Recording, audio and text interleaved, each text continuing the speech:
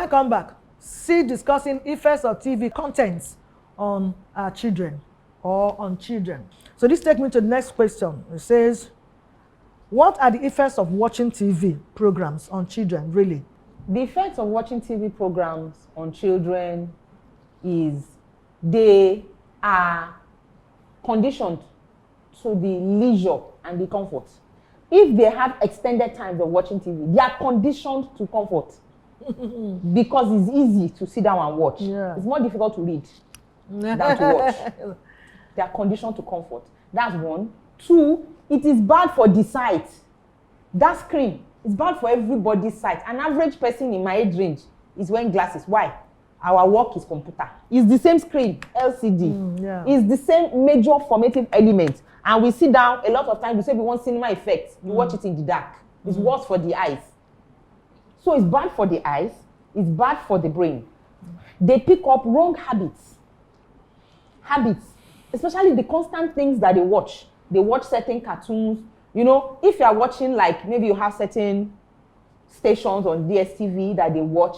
If as a parent, you don't watch those stations, you don't. Them. Yes. So I can know exactly what they're really, watching. Yeah.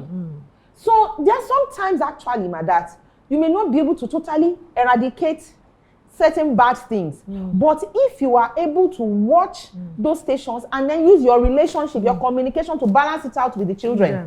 That'll be fine. it will be fine. Yeah. You should be able to, from home, teach your children values.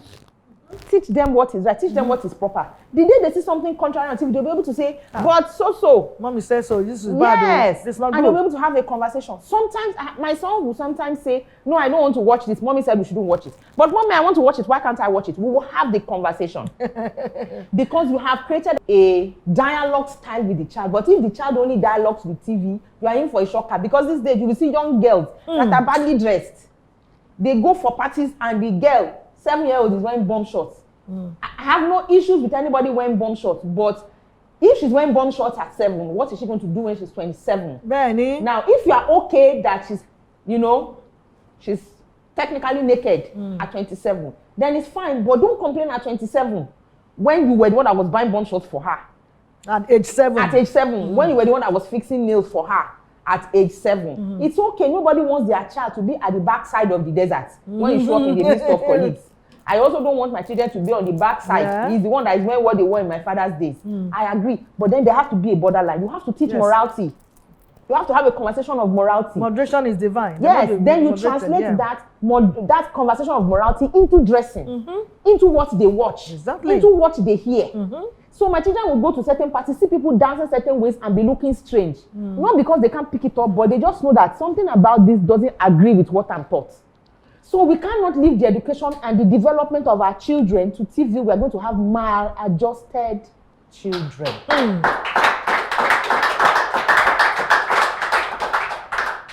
Thank you so much. You've just said it all. We need to balance it, as a matter of fact. Like I mentioned before, some of the ladies that are working class lady that comes home very late, but try to give your Saturday and Sunday for your children where you didn't go to work. And see, okay, this what do you call it, boomerang or whatever. Well, let's watch it together.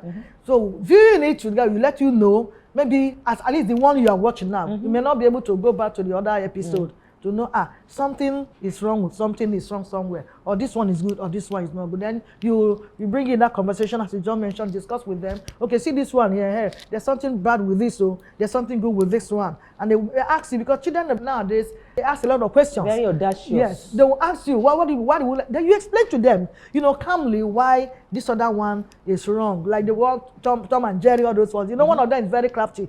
Very. Is it the Tom and Jerry? One of them is very crafty. Yeah. So you can also use that to start a conversation with your children. Don't behave like that, or don't, that kind of a thing. So we really need to be careful of what our children view, because it actually helps to form their mind. Then who should be held responsible for the influence of unsolicited TV contents on children? The first person I'm going to hold responsible is the parents. We'll ask the question here, say parents or government? So you say it's parents now. First, I would always advocate that parents should not outsource their responsibility. You had the child before you call government will see your born pikin birth certificate. You had the child. Government was not in that child-making process. At all. And that So first you are instance. the first person responsible for that child. So what is the music you are playing at home for the child to hear? Is that government? It's not government now. I'm not saying government doesn't have a role. Major role. Our government lets too many things slide as long as it doesn't have direct impact on their pockets. Even the kind of dance in presence of your children. Yeah. What does it portray? Yeah, the kind of things we do in the presence of our children. I have no issue with people being single parents. But as a single parent, you are now going to begin to have affairs with other people, which is fine. But because it's not that child's father, how cautious are you Exactly. about the things you Bring do? them in into your own house. How cautious are you? You think they're babies? They're not. They are almost wiser than us now. These Yes. children. Don't play with them. Oh. So you think that baby, they don't know what the world is happening? So They do. I mean. They do. So the primary person, the primary entity responsible for the development of a child is the parents. In fact, we have outsourced it to our religious houses now. We say they didn't teach you. You will send your child. The Muslim will send their child there and say they should teach the child to pray. The Christian too will send them and say they didn't teach the child in Sunday school.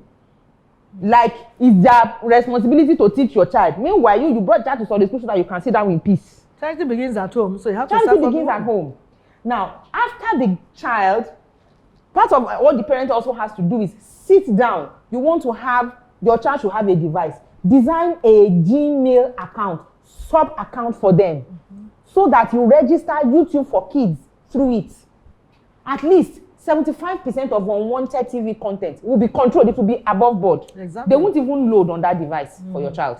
Once you register Gmail account for kids, you put age range there. It's going to ask you 1 to 3, 3 to. Yeah. Then with that age range, it will now, anytime the child wants to log in, it will ask the child to answer a question of that age range. If the child can't answer, it can't make progress. So it's regulated.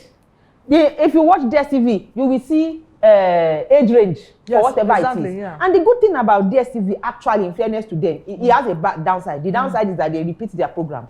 But the upside is that if you take once or twice, 1 or 2 times to sit down with your child, you will see the episodes. Because what they're going to show on weekend, they showed it during the week.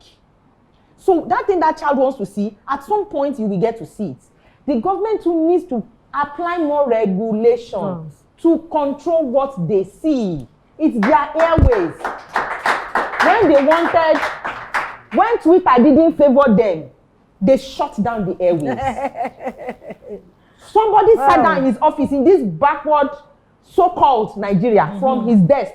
He shut down the airwaves In this for Twitter. 21st century. Yeah. So nobody should tell me they can't control what shows up on our airwaves. No. If it's good for the goods to control what goes out on their behalf, it's also good for we, the Uganda, and we are in the majority. Yeah.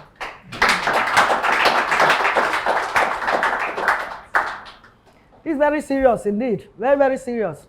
So our government will hear. We always call government because that is your duty. Absolutely. It's your duty to help us to train the children, to help us to put certain things in place. Sometimes we'll have them, but implementation is an issue. Yeah. We don't apply them, we don't implement them, we don't execute them, but they're just there. For whatever reason, let's help to get our children right. Because by the time we pass on, we are leaving this world for them. Absolutely. So if we're not able to use our present age to correct our young ones coming up, who's going to do that? It is our responsibility as government, as parents, to ensure that what our little children view is what is a good sight, is what they can live tomorrow and be able to be proud to say, look, in our time, this is what we watch. As you said, most of them don't read books now, but those days we have people who can tell stories of books, how they go to school and all those stuff. But few of them is what we hear now. But that's all right. So parents and government, please help us. We're not bringing teachers here now. This is not teachers' own. This is not teacher responsibility. But we, parents, and government. Okay. So we'll take a break now. Vivid View. Say and do it.